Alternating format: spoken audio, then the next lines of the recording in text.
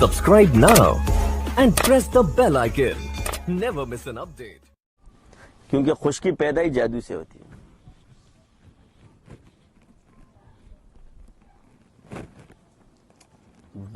بعض کہتے ہیں جی حضرت آپ اس پر نہیں کہتے. میں جواب یہ کہتا ہوں کہ علمی غلطی امت کو نقصان دیتی ہے اور عملی غلطی انسان کے ذات کو نقصان دیتی ہے.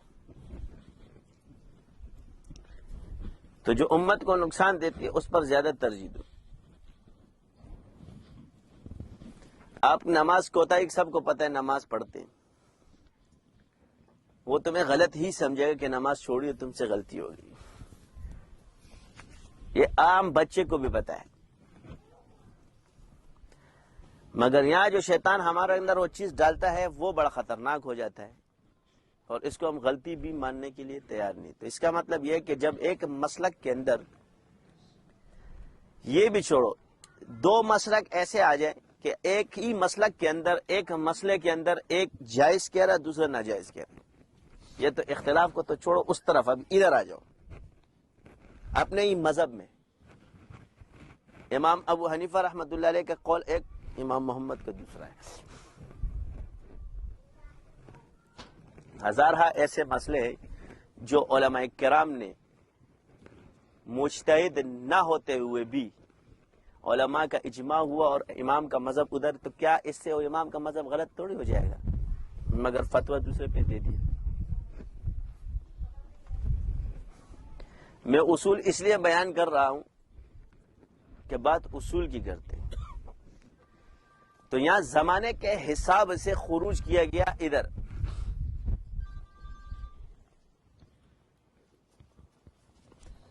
تو اصول کے اندر ایسے مذاہب میں بھی وہ فقہ حنفی کا مذہب کہلایا جائے گا, کیونکہ ان کو احناف نے اختیار کیا ہے. اب یہ دائرہ کیا ہر کسی کے لیے رکھا گیا ہے ثابت, مگر ہر کسی کے لیے نہیں ہے. تو فَاسْأَلُوا أَهْلَ الذِّكْرِ إِن كُنتُمْ لَا تَعْلَمُونَ میں سب نے تفاسیر لی. صوفیہ نے اہل ذکر سے مراد صوفی فقی لیا, محدثین نے احادیث محدث کو لیا, اور فقہا نے فقہا کو لیا. سب نے اس کی تفسیر یہ کی, مگر جواب اس کا ایک ہی ہے, فَاسْأَلُوا أَهْلَ الذِّكْرِ, کہ اس کو جواب آنا چاہیے. تو جو جواب دے رہا ہے, جو دلیل دے رہا ہے, وہ اہل ذکر میں ہے, اور جو نہیں دے رہا وہ اپنی کمزوری مانے, ابا نہ بنے.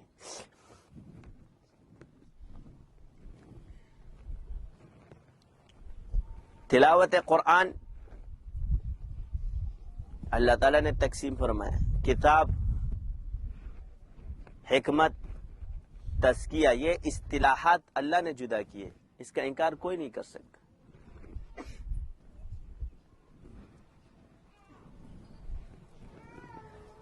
ہمارے اکابر کے دور میں ایک مسئلہ اٹھا, تحذیر الناس, ایک کتاب لکھی حضرت نانوتوی رحمۃ اللہ علیہ نے, یعنی وہ صرف ایک حدیث ہے, صحیح کی بھی نہیں ہے, اور اس کتاب کا نام رکھا کہ لوگوں اللہ سے ڈرو, ہیں لوگوں کو ڈرانے کے لیے, لوگوں کو ڈرایا ہے, انکار مت کرو. اس اصول کے تحت صاف لکھا کہ عقیدہ اہل سنت والجماعت حدیث کا رد نہیں مانتی, سند میں ضعف ہے. کسی بھی اصول میں لاؤ گے, ایک ہے حدیث کی سند موضوع ہے, حدیث موضوع نہیں ہوتی ہے, سند موضوع ہوتی ہے. سند موضوع ہے, حدیث ضعیف نہیں ہوتی ہے, یہ سند کی وجہ سے ہوتی ہے. متن پہ آپ اعتراض نہیں کر سکتے, منسوب ہو حضور کی طرف ہو گیا, یہ عقیدہ ہے. اب اس کے 3-4 اصول کے ذرائع اور ہے, اور وہ علماء باطن اور جو اس کے ماہرین ہیں وہ سب جانتے ہیں, اس لیے ہمارے اکابرین نے اس پر پوری کتاب ڈال دی.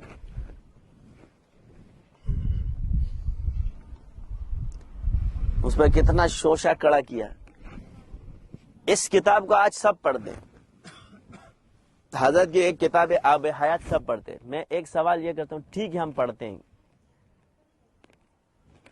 اس میں جو لکھا ہوا ہے نا وہ ہماری سمجھ سے اوپر سے چلا جاتا ہے. اگر یہ چیز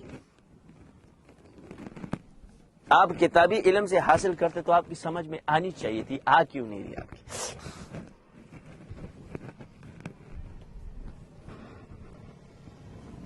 آپ نے وہی کتابیں پڑھی ہے, اس سب کچھ وہی پڑھا ہے, اس میں پھر کیوں نہیں آ رہی سمجھ میں؟ تو جواب صاف ہے کہ وہ نوری علم کے جس مقام پر پہنچے تھے اس کو انہوں نے تحریر میں لایا. تو یہ تشریح تم پر کب کھلے گی؟ اس کے دو ہی راستے ہیں, کہ اللہ تمہیں اس کا نور دے دے یا تم خاموش ہو کے بیٹھ جاؤ.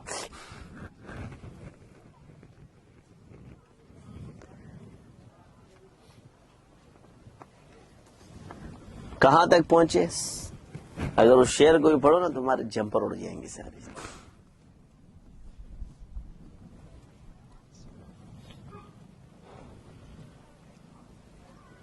یہ ظاہری اور باطنی علم لازم اور ملزوم ہے. کیا ہے؟ جو اس کا انکار کرے گا وہ گمراہی کی طرف تو جا سکتے, حق کی طرف نہیں جا, مگر ان دونوں کو جب وہ ملائے گا انشاءاللہ یہ حق کو ضرور پائے گا, بلکہ یہ حق پر ہی ہے. عام اصطلاح میں, کیونکہ شریعت تو کل کا نام ہے, فقہ اور تصوف ہے, لیکن اس کو شریعت اور طریقت کہا گیا. گویا جو ظاہری علم ہے اس کو شریعت کہا گیا, اور جو باطنی علم ہے اس کو طریقت کہا گیا.